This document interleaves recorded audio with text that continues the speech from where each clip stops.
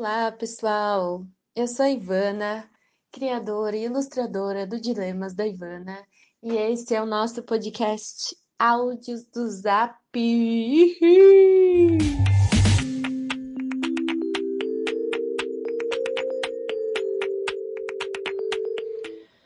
Então, no podcast de hoje, a gente vai falar sobre um assunto que tem muito interesse, é um dos meus assuntos favoritos e permeia minha vida fazem uns 3 anos.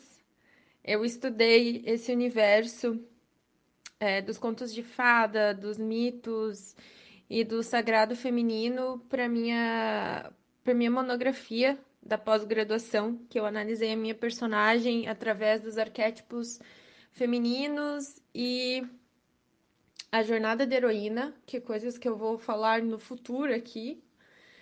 E que, na verdade, quando eu comecei esse estudo, eu queria analisar o dilemas com números, né? Eu queria pensar em como tornar ele um negócio, como tornar ele nesse uma coisa assim, uma empresa, né? E quando eu fui para esse universo, eu na verdade encontrei um assunto que me transformou e que eu acho que vale muito mais do que qualquer dinheiro que eu poderia ter conseguido com outro assunto, porque ele me deu uma paz de espírito muito grande, né? E alinhado com a terapia que eu fiz também, me, me, me transformou por completo, assim. E ainda estou em constante transformação, e ainda estou superando os meus medos, as minhas inseguranças. Gravar esse podcast é isso também.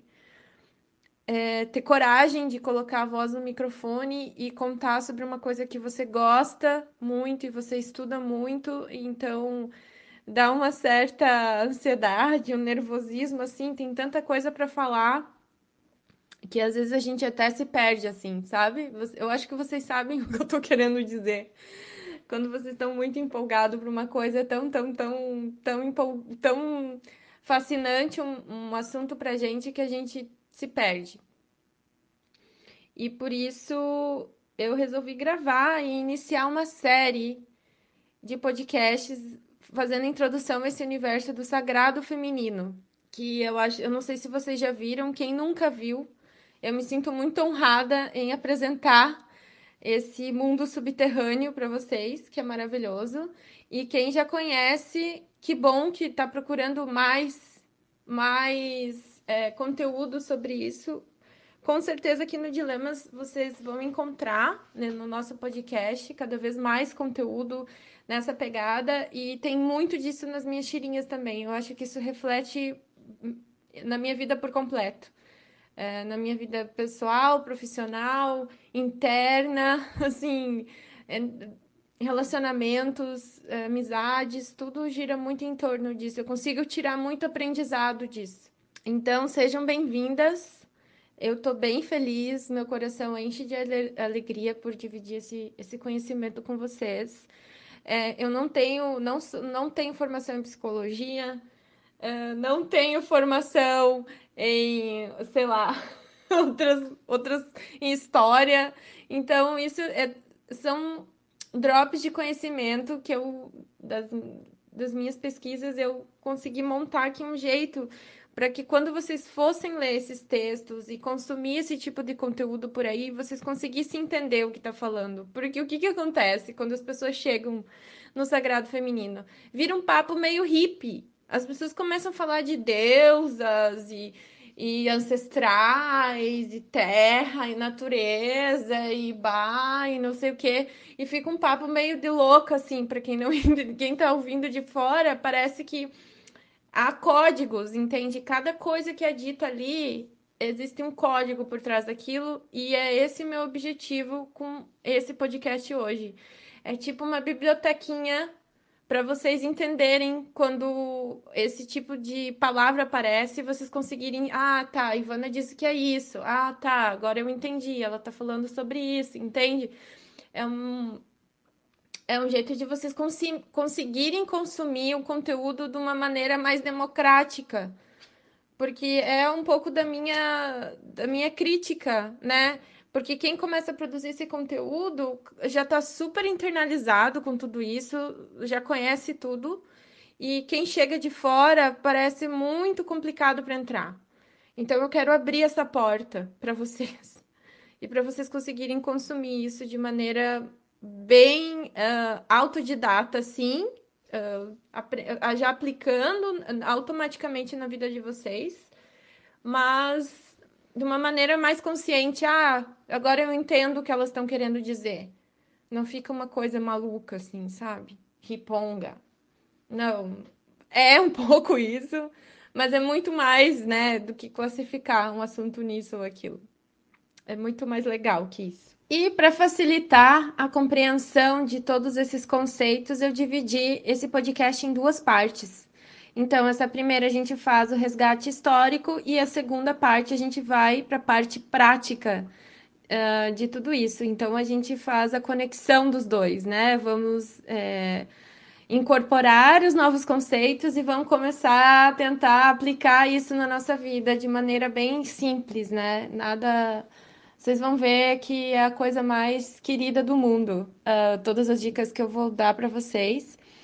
E após ouvirem, fiquem super à vontade para me escrever lá no Instagram ou nos comentários do YouTube, se você está ouvindo no YouTube. É, sério, é muito importante que vocês se expressem e se observem depois de todas essas informações. Eu vou adorar ler, porque eu tô bem curiosa para ver como que isso vai impactar a vida de vocês de agora em diante. E eu tô super aberta para receber mensagem, comentários, enfim. Ai, tô bem feliz, galera. Ai, meninas, bem feliz mesmo de estar conseguindo dividir isso com vocês. E chegou o momento. E agora a gente vai dar as mãos e vamos ouvir e vamos ver o que acontece. Beijos, bom podcast.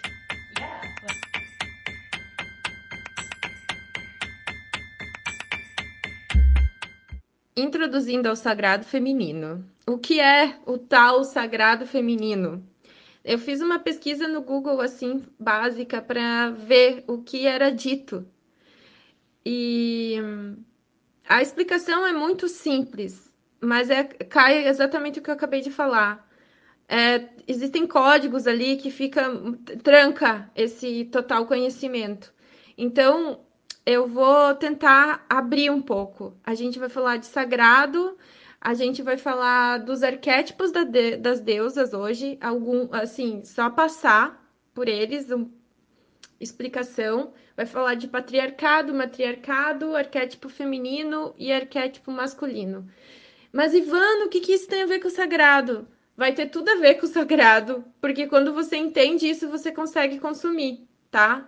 Então, um site que eu gosto muito, que se chama Curandeiras de Si, fica aí a dica para vocês entrarem, vou deixar aqui o link aqui embaixo. Elas abordam muito sobre sagrado, assim. Elas dão curso de ginecologia natural, dão cursos de como você fazer esse autocuidado com ervas e tal. É muito massa como é a construção do negócio delas. E tem muito texto interessante. E de lá eu tirei os significados. E eu vou ler um pouco aqui, assim, ler não, mas eu vou resumir para vocês entenderem, para depois a gente aprofundar. Então elas falam nesse conceito que elas explicam ali, que é muito parecido com os conceitos de vários lugares, que o sagrado feminino é uma conexão com os conhecimentos ancestrais, né, das memórias das nossas ancestrais.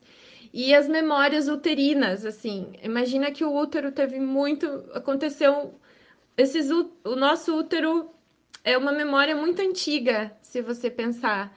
Então, tem muito aprendizado ali que às vezes a gente não consegue perceber.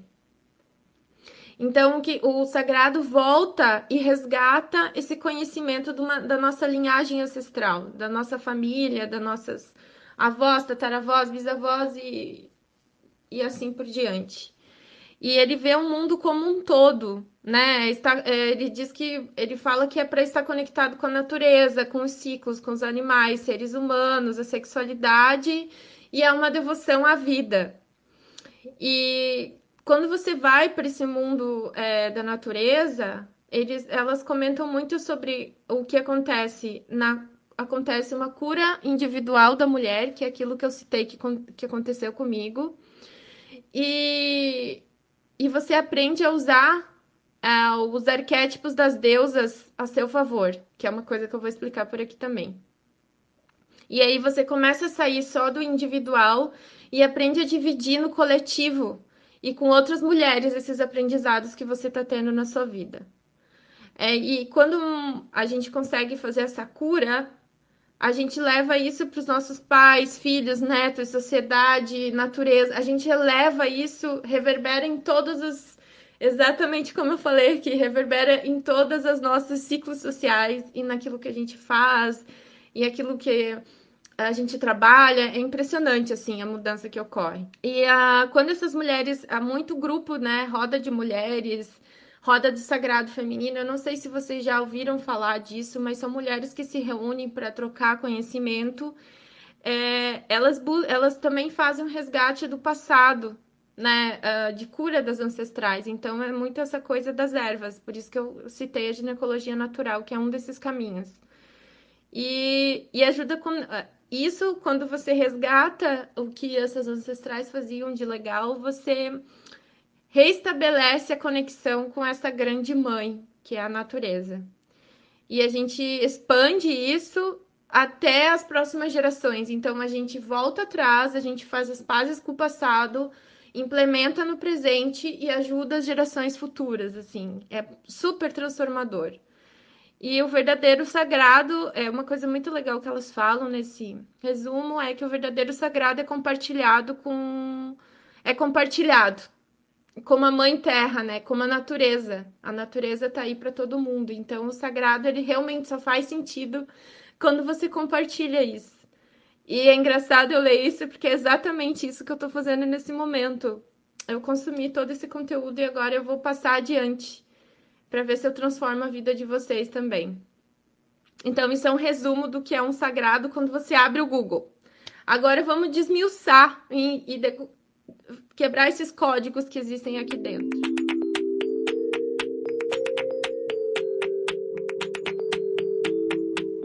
Então, acho que a primeira coisa que a gente tem que fazer, quando elas dizem voltar ao passado, a gente precisa entender o que aconteceu lá atrás. Então, a gente vai entrar num barquinho e vai fazer uma viagem aí de 2 a 3 mil anos antes de Cristo. Então, isso foi há uns 5 mil anos atrás, mais ou menos. Para a gente poder olhar o que é essa conexão com a natureza, o que, que essa mãe, essa grande mãe, o que é essa resgate ancestral, o que está sendo dito nisso, né?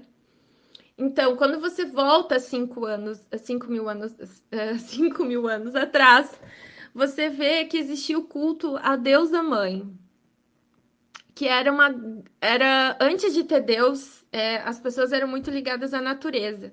Então, esses registros históricos, tipo no Egito principalmente, tem várias mitos que contam o poder dessa mãe terra, porque tudo era terra, né? Eram sociedades mais agrícolas, então era tudo quando era tudo centralizado na natureza, o que quando chovia, quando era hora de colher, quando era hora de plantar, quando tinha lua cheia, quando tinha equinócio, quando, né, os caras foram descobrindo os dias do ano, quantas horas tinha o dia, iam construindo as coisas, então tinha essa conexão muito grande com a natureza.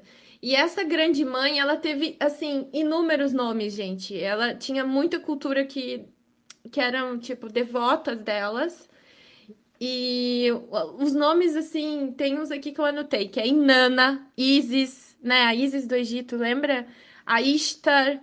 Então, se você procura aí Deusa Mãe, você vai ver a quantidade de nomes que vai aparecer. E aí, essa coisa da natureza tinha total ligação com a fertilidade. né? Dos ciclos, dos ritmos, dos animais, dos bosques, tudo isso era sagrado. Tudo que existia na natureza e era fértil e tinha vida, é uma devoção à vida, né? Era sagrado. Aí a gente já começa a entender o sagrado, né? A palavra sagrado. E tudo vinha dessa natureza, né? A capacidade de gerar vida dentro da natureza começou a ser conectada com a mulher, porque a mulher tinha tem essa capacidade de dar vida, né? Uma vida, é um milagre da vida que a gente chama, que vem a sementinha, nasce e daqui a pouco tem um bebê e aquilo e aquela e é uma alegria e aquela tribo cresce e é uma nova criança, sorriso, alegria, sabe assim, começou a entender, a terra dá frutos, a mulher dá frutos também. Então tinha essa coisa da santidade feminina, né? A mulher era sagrada nesse sentido por ela poder dar vida e se expressar nesse sentido, né? E quando você começa a entender os ciclos da natureza, você começa a lidar com o aprendizado. Se a gente for pensar nessa época, não tinha livro, não tinha escola, não tinha um conhecimento assim. O conhecimento era verbal, né? A passagem de conhecimento era verbal. Então, as pessoas que continham esse conhecimento geralmente eram as pessoas mais velhas. Então, as matriarcas da família eram pessoas extremamente importantes, porque elas que sabiam todos os ciclos, elas já quando você vive mais, você consegue ver padrões. E a natureza, ela tem um ciclo, né? Ela tem um. Por mais que a vida aconteça em qualquer lugar, dessa maneira caótica, há um padrão dentro disso. Então, a sabedoria dessas mulheres era muito valorizada, né? Elas tinham um papel super importante dentro dessas tribos. E aí você pensa, mas aí as mulheres viviam naquela época, como é que era? Ai, parecia que era só um sofrimento. Então, não é bem assim que a gente pode explicar, a gente vai ver. O que eu quero também é desmistificar essa coisa do passado, né? Contar a história dessas mulheres pré-históricas, né? Como funcionava a vida delas, como é que era o dia a dia, né? E falar um pouco das artes tradicionais femininas, que também é uma coisa que eu vou explicar depois. Esse feminino vai ser explicado depois. Mas o que era? O que eram essas artes, né? E aqui a gente pode ver a arte como qualquer forma de que a energia da mulher se expressa. Então não importa, isso é um conceito também que eu já falei aqui, não sei se eu já falei aqui da Clarissa, do livro de Mulheres que Correm com os Lobos, que a criatividade é qualquer coisa.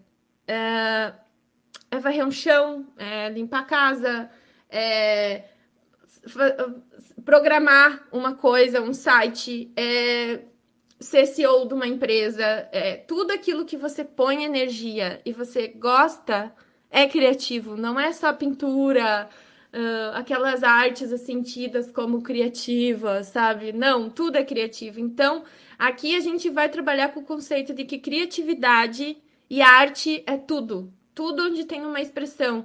E aqui focado nas mulheres, né? A gente tá fazendo um pequeno recorte nisso. E essa arte que elas faziam era um meio de sobrevivência, de expressão da cultura delas e da compreensão e a experiência delas da vida. Então, elas tinham aquela cultura, elas consumiam aquela cultura e aquela cultura passava por um filtro dentro delas e elas expressavam aquilo através dessas coisas que eu vou citar daqui a pouco. Então, elas eram muito, muito, muito expressivas. E elas trabalhavam com as mãos, né? Com a criatividade. E isso mostrava isso era demonstração delas daquele mundo. Quando você pensa nisso, é tipo a minha tirinha hoje. É como eu consumo o mundo e eu faço uma tirinha. Aquelas mulheres consumiam aquela cultura e faziam essas outras coisas.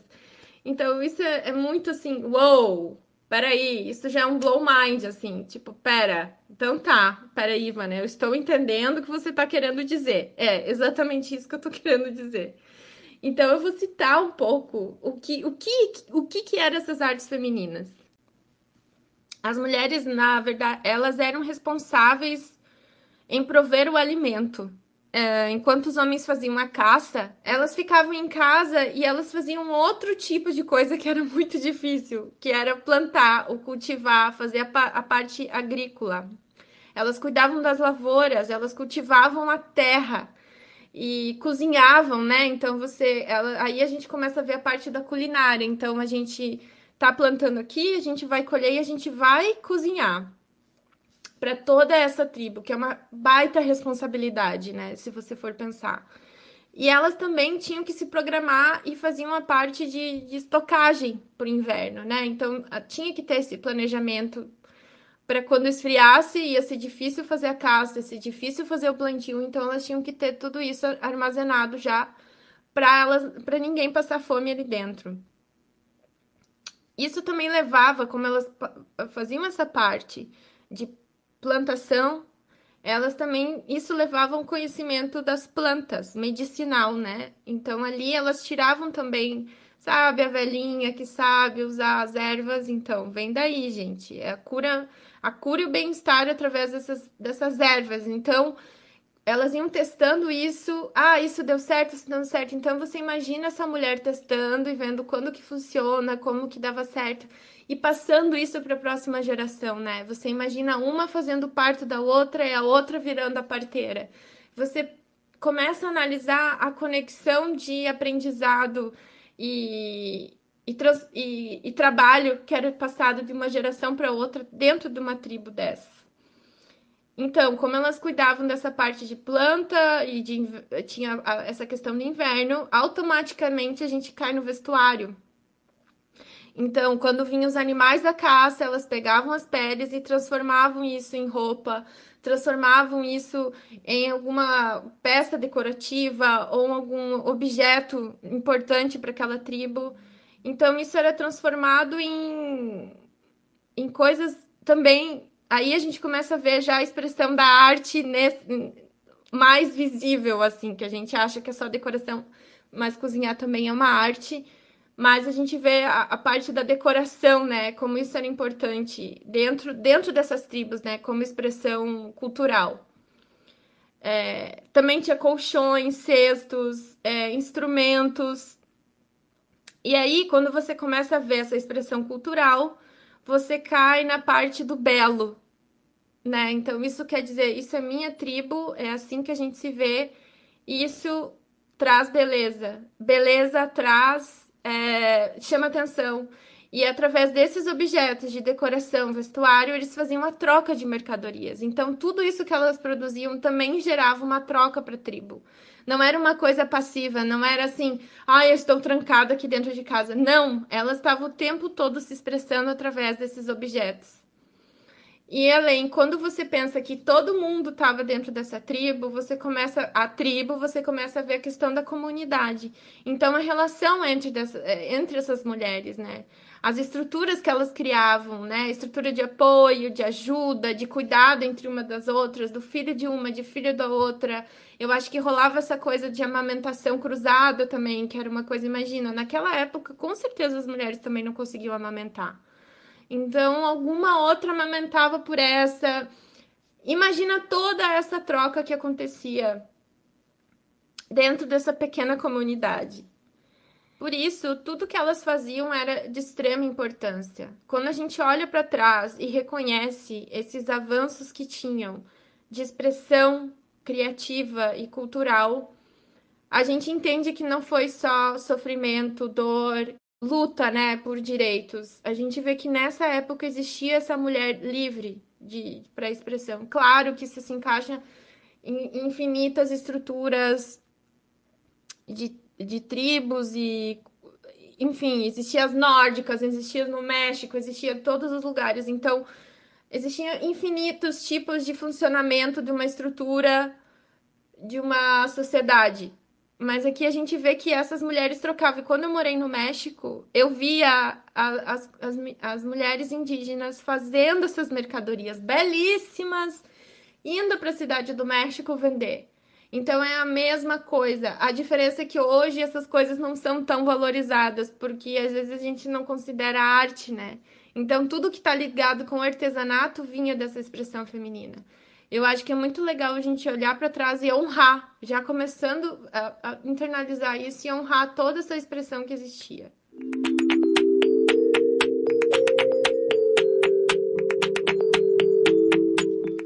Outro ponto que ela fala nesse texto é a conexão com as deusas, os arquétipos das deusas. Isso é uma coisa que não é todo mundo que tem conhecimento, um código também que eu acho que precisa ser quebrado para a gente poder consumir isso. E os arquétipos das deusas, gente, o que eu vou falar deles para vocês? É melhor que signo, é melhor que horóscopo para mim, tá? Quando eu leio os arquétipos das deusas, os principais, eu fico chocada, porque é muito eu. E por que é tão eu ainda? Quando você lê características. Mas, Ivana, peraí, deixa eu entender. Você está falando que essas deusas, você está falando de quem? Da Grécia? Como assim o comportamento dessas mulheres tem a ver com o nosso comportamento hoje? Como assim como que eu consigo me identificar com uma mulher, o comportamento de uma mulher de 3.000 anos atrás? É aí que entra a palavra do arquétipo. E o que é o arquétipo? São essas imagens primordiais e inatas. A gente nasce com uma bagagem intelectual muito grande, ancestral. E todo mundo carrega isso, né? A humanidade tem todos esses anos e a gente houve desenvolvimento físico, houve essa memória física, mas também o que transforma isso, e é muito louco, há também uma memória, vou dizer, psicológica, né, no nosso subconsciente. E quem se ocupou de estudar isso foi o Carl Jung. Carl Jung. Jung. Eu nunca sei falar o nome dele direito, porque eu tô falando abrasileirado, mas em inglês normal não é assim. Que eu vou chamar de Jung, o Jung, que era amiguinho. Então, tinha ele e tinha o Freud, eles eram super amiguinhos. O Freud foi lá pro lado do. Ai, complexo de Édipo, a parte sexual e tal, falou das mulheres. E o Jung foi pra parte do inconsciente, foi estudar esses mitos. E essas coisas, esse comportamento humano, esse padrão de comportamento humano que se repete a cada geração. Mas por que as pessoas sempre são do mesmo jeito? A mãe do mesmo jeito, o pai do mesmo jeito, o filho. Por que existe esse padrão? Aí ele foi estudar isso e ele achou os arquétipos, que são essas imagens do o nosso inconsciente, que vêm dos nossos ancestrais. Então, quando a gente fala de arquétipo, a gente fala de padrão de comportamento. Eu posso resumir assim, e você nasce com isso. Essa é a teoria do Jung. E onde que a gente encontra esses padrões também, que foi também estudado para a criação de personagens? Em contos de fadas, em mitos. Os mitos têm arquétipos, como o arquétipo. Sempre o herói faz a mesma coisa, a bruxa faz a mesma coisa, o mago faz a mesma coisa, a donzela faz a mesma coisa. Então, isso também fica nas histórias. E por que esses mitos são importantes? E por que eu falei que esse conhecimento de entre as mulheres dessa época era importante? Porque era como as pessoas passavam conhecimento, era através da parte verbal. E os mitos eram como se fossem pequenos histórias de conhecimentos embutidos que ia passando de geração para geração. Por isso existem esses contos de fadas hoje, mexem ainda com a gente quando a gente assiste um, porque o personagem passa por um caminho e é muito semelhante com o que a gente é. E por isso que a gente se identifica. E por que os arquétipos das deusas nesse sentido são muito grandes? Porque o que aconteceu? Existiam todas essas comunidades, essa adoração da deusa mãe, ela era como se fosse o Deus hoje, né? Olhando pela religião cristã. Ela era a dona de tudo, a devoção era ela, a vida, a natureza. Isso a gente já entendeu. Aí, quando começou a haver as invasões nórdicas na Grécia, essa grande deusa, ela foi quebrada em pedacinhos pequenininhos. Então, cada deusa grega pegou uma característica dessa deusa mãe. Então, se a gente junta todas as deusas gregas, ela é a deusa maior. E aí, por que essas deusas são importantes? Porque elas cultivam um comportamento feminino antes de tudo que aconteceu. São imagens primordiais do feminino. Por exemplo, assim, depois houve essa conquista do catolicismo, houve esse padrão de comportamento feminino que a gente deveria ser. As deusas, elas concentram aquilo que a mulher é antes de tudo, antes de todas essas mudanças que houveram no mundo e todas essas conquistas e todo esse sofrimento que a gente passou, as deusas conservam nossa. Ai, gente, a nossa essência. Elas são livres nesse sentido, assim. Eu não vou dizer que elas são porra louca, não é nada disso, meu Deus, putaria, nossa senhora. Não, não tô falando. A gente não pode olhar com esse olhar ocidental, cristão, sobre esse assunto, né? A gente precisa olhar com um olhar de renovação mesmo. Então, peraí, Ivana. A deusa, antes de ser esse conhecimento ser eliminado, ela conservava, então, essas características femininas primordiais. Então, isso foi dividido nessas pequenas deusas da Grécia, como os deuses também. Então, tem os deuses gregos femininos, arquétipos femininos e arquétipos masculinos dos deuses. E ficou tudo ali, então, tipo, como um vestígio, porque eles nunca conseguem eliminar tudo. Eu falei, sim. E esses arquétipos são os mais famosos. Tipo, de todos os arquétipos que tem, esses são os padrões mais pré-estabelecidos e mais, assim, populares, vamos dizer, nesse estudo, né?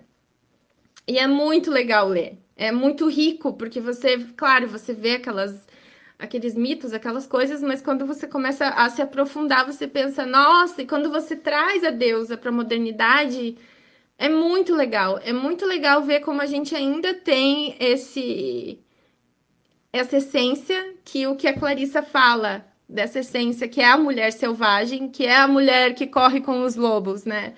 A mulher selvagem não uma mulher que não sabe se comportar, selvagem nesse sentido, essa tradução simplista. É uma mulher selvagem no sentido de antes das conquistas e do patriarcado e tudo que mudou. É uma mulher livre para se expressar. E por isso os deuses são tão interessantes e tão importantes de serem estudados. Hoje eu não vou falar delas, porque são várias, mas no próximo podcast eu quero dedicar a cada uma delas e vocês vão ficar embasbacados com, com elas, assim, de lindeza. Eu sou apaixonada, elas são muito interessantes de se analisar. E eu vou digo mais, elas são padrão para construir os personagens favoritos de vocês. Já vou dar um spoiler aqui. Mônica, Phoebe e a Rachel são deusas gregas, tá? Sorry. Mas elas são. Elas são exatamente esse padrão e a gente vai conversar sobre isso no próximo podcast.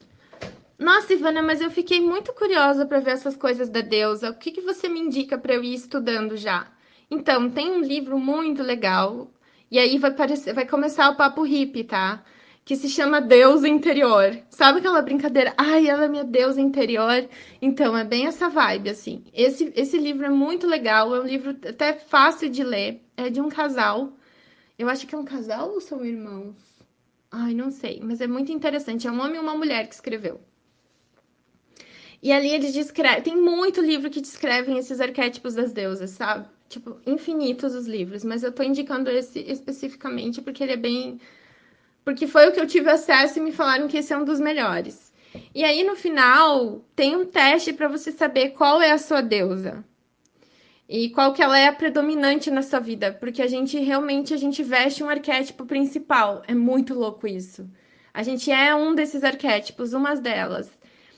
E aí, você fica chocada, assim, chocada quando você lê a tua descrição, quem é essa deusa, assim, chocada em Cristo da deusa. E aí, só que o que eu acho legal desse trabalho, desse livro principalmente, porque lembra que eu falei que todas elas somadas são a deusa mãe? eles ajudam nesse livro a você desenvolver as tuas deusas que estão capengas, porque eu acho que são 5 ou 6 as principais. Então ele fala: não, peraí, você é muito assim. Eu acho que a deusa em contraposição você podia trabalhar esse lado. É como se a gente pudesse assumir vários signos do horóscopo num só e pudesse equilibrar. E os signos são assim, né? Eu acho que o mapa astral traz exatamente isso, esse equilíbrio. E então é como se a gente fosse uma mesinha com esses pés, esses 5, 6 pés, e quando um pé não tá bem equilibrado, a mesa fica capenga. E eu acho que é aí que a gente vê os nossos defeitos, nosso exagero, né, na nossa personalidade.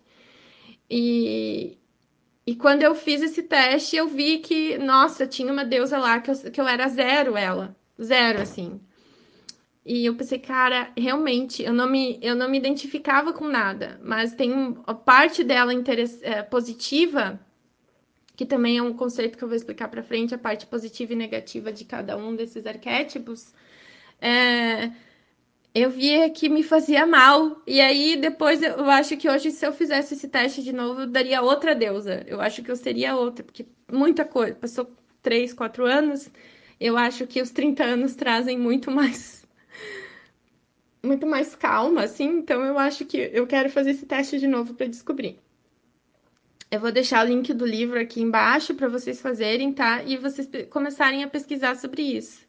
Acho que vai ser bem legal vocês iniciarem agora que vocês têm uma noção, vocês podem começar pesquisandinho vocês, assim, pra gente poder já conversar juntas no próximo podcast.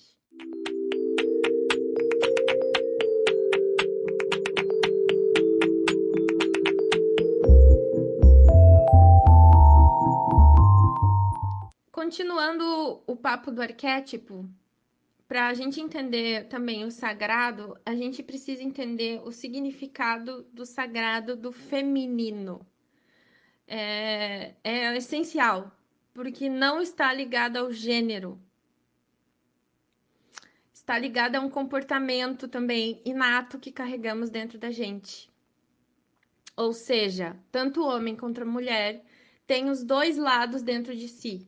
A gente pode comparar os arquétipos femininos e masculinos, e daí dentro dos arquétipos femininos vem as principais, tá? Para citar assim, as deusas gregas, e dentro dos arquétipos masculinos vem os principais, os deuses gregos, e cada um tem um tipo de comportamento. E nós, assim, tanto homens quanto mulheres, podem assumir esses arquétipos quantas vezes quiserem, não tem problema, porque não é ligada só ao gênero. Claro que a mulher, às vezes, a gente tem a tendência de ter mais o arquétipo feminino dentro de nós e o homem mais a tendência. E com tudo que depois que aconteceu de conquista no mundo e toda essa troca, eu acho que acentuou e complicou essa divisão. E por isso que a gente tá meio maluca nesse momento. Mas, se a gente volta no passado, vamos voltar lá atrás e pegar a essência desse estudo, a gente vai ver esse yin e yang, que eles também chamam dentro do nós. O lado direito e o lado esquerdo do cérebro, o racional e irracional. Então, o que que significa o arquétipo feminino? O que que ele quer dizer? E um homem pode desenvolver o arquétipo feminino, né, dentro dele e assumir isso também sem problemas, porque não está ligado ao gênero, está ligado ao arquétipo, a esse significado. Então, quando você lê sagrado feminino, não quer dizer que é aquele feminino, ai, feminino frágil. Não, é esse comportamento. Então, o que que significa? As definições que o Jung deu, né?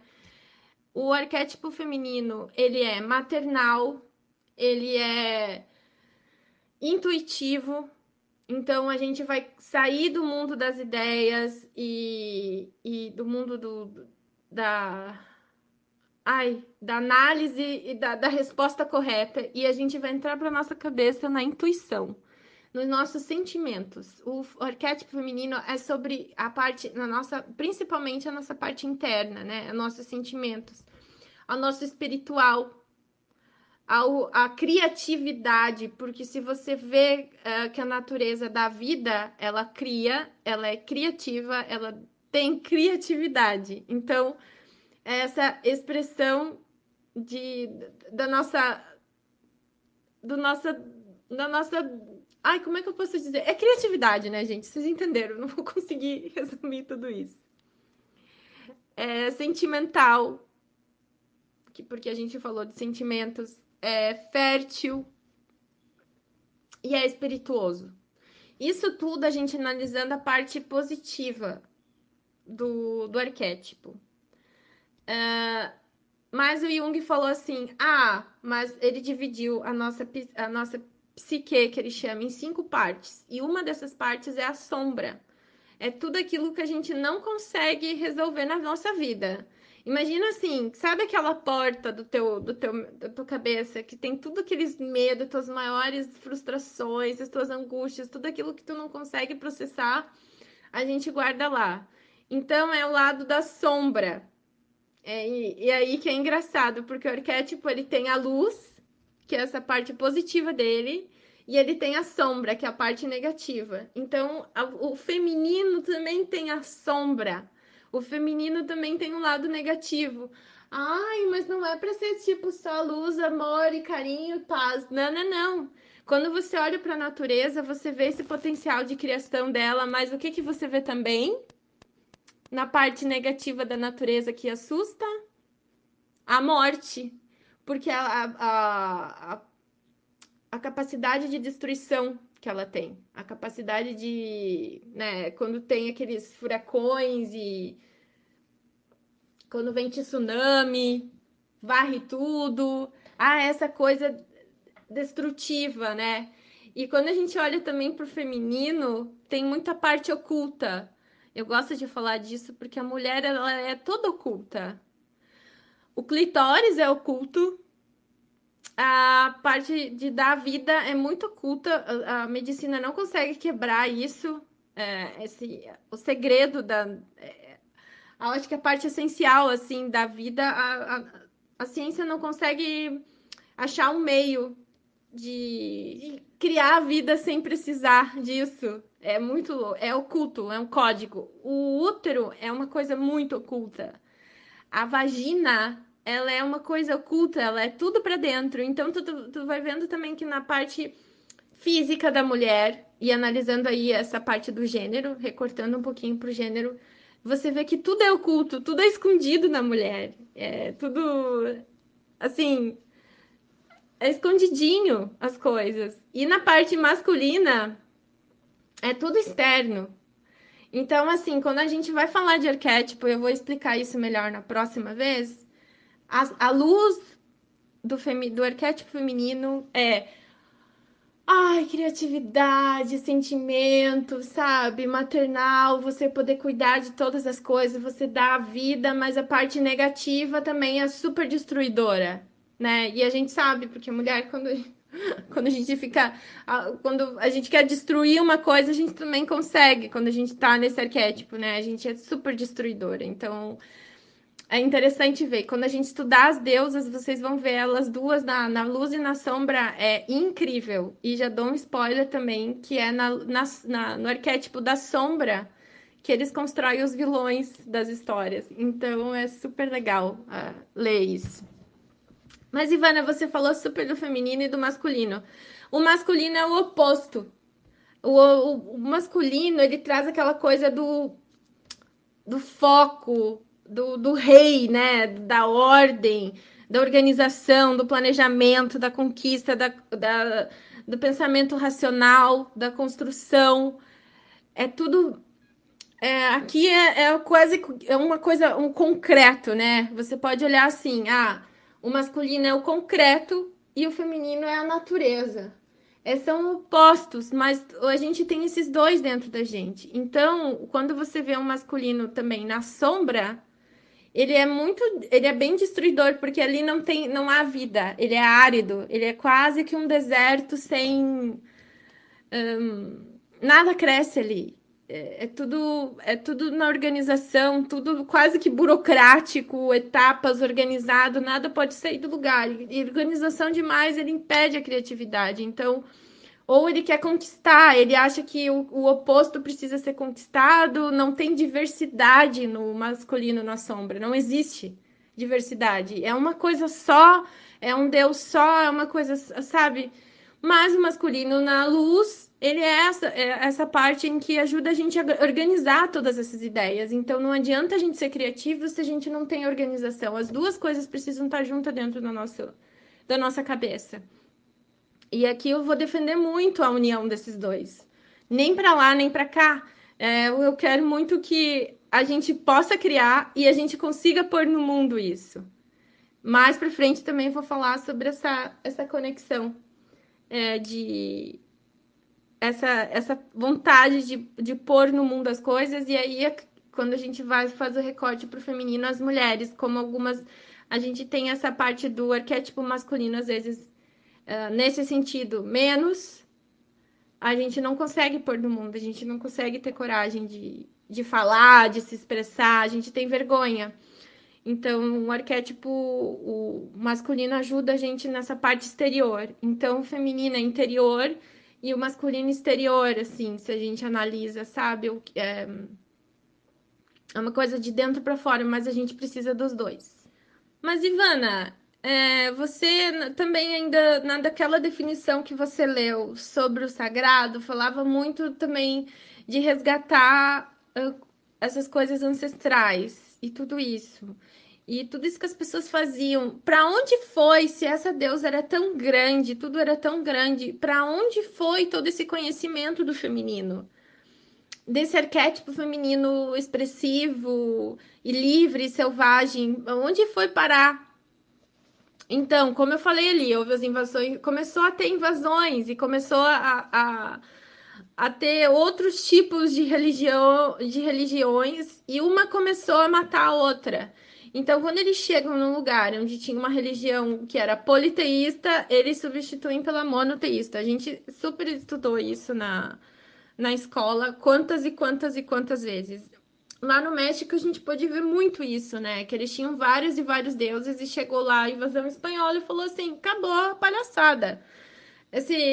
Esse negócio, esse calendário azteca de vocês aqui tá tudo errado. O que importa agora é um só e deu. Rola essa conquista, que aí a gente já vai entrando por esse comportamento que a gente justifica como sendo do patriarcado. Então houve toda essa substituição de tudo. Então, isso não tá certo. Agora a gente vai mudar tudo isso que vocês têm. Então, imagina quando eles chegam, eles destroem os templos, eles destroem os símbolos, eles destroem as crenças.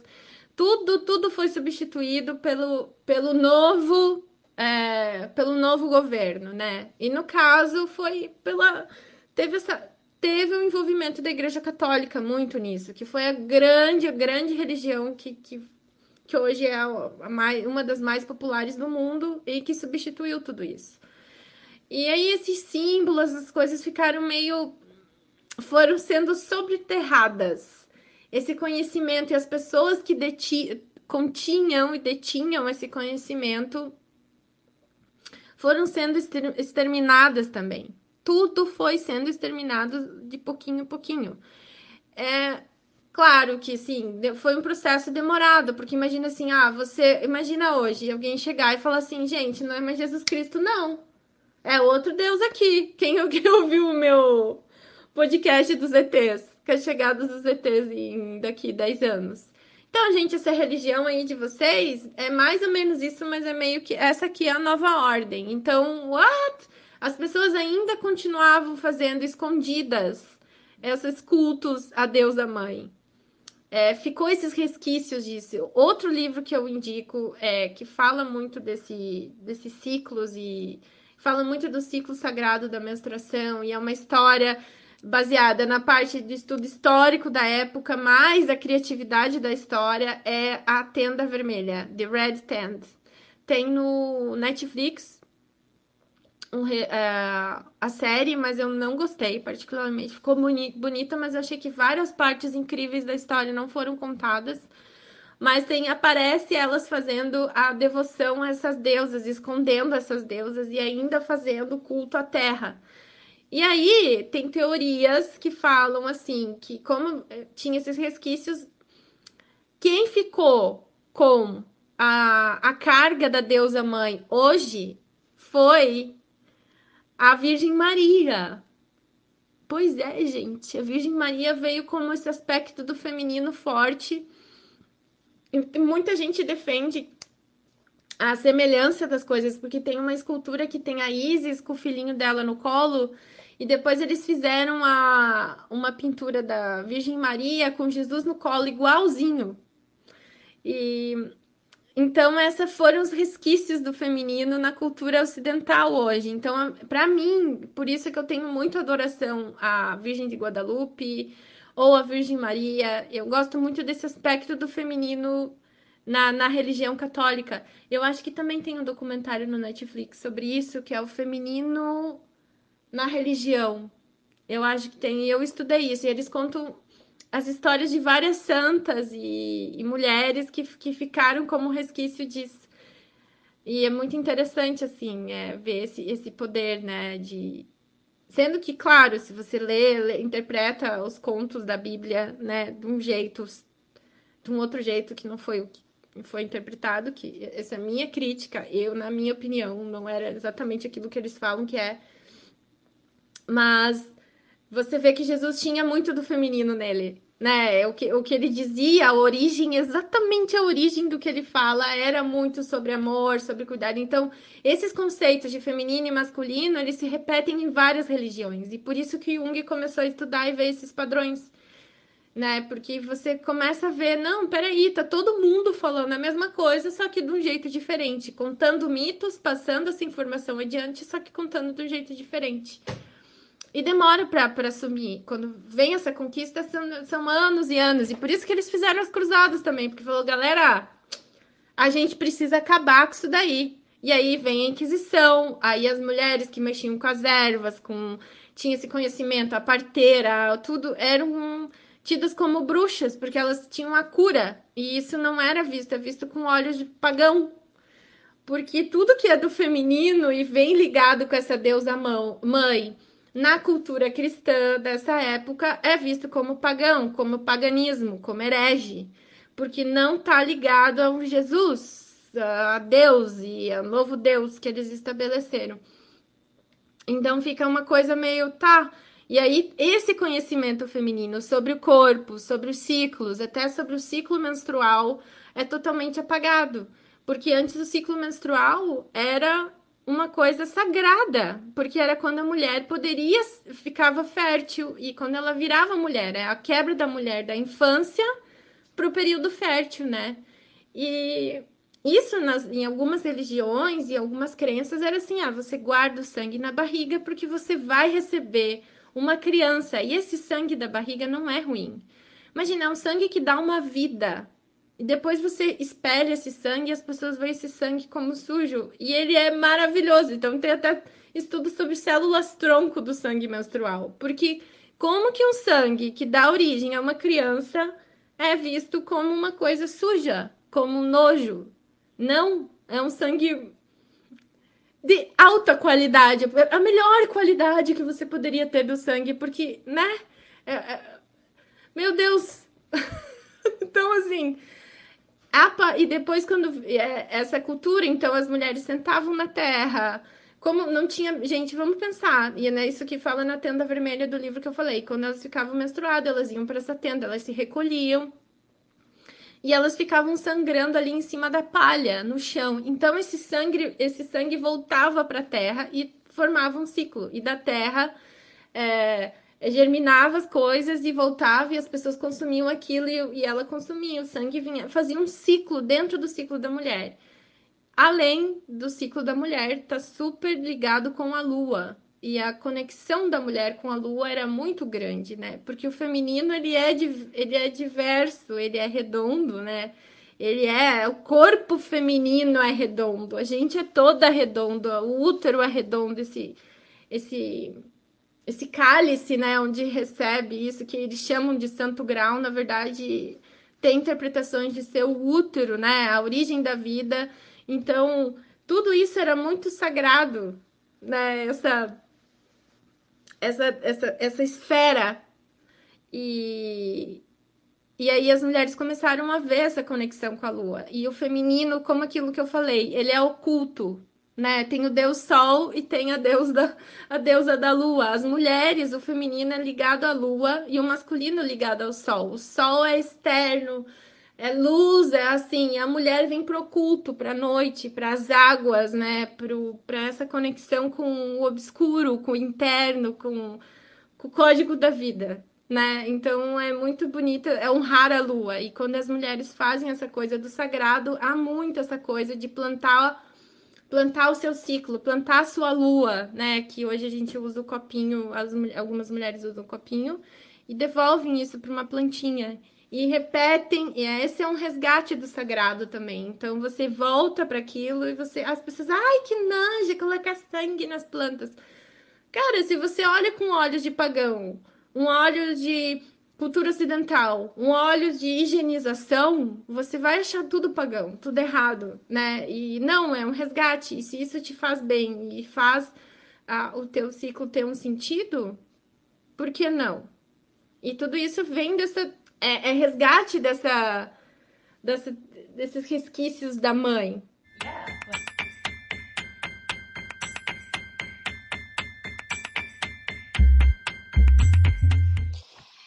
E encerramos a primeira parte do podcast. E aí, menina, como que você está se sentindo? Essas informações você conhecia, você não conhecia? O que está passando pela tua cabeça agora? Se você quiser, deixa nos comentários como você está se sentindo, porque é muito bom esse processo de escrever, né? Pôr para fora, assim. Nossa, Ivana, eu nunca tinha me ligado disso, ou eu já tinha ouvido falar disso de tal livro ou de tal filme.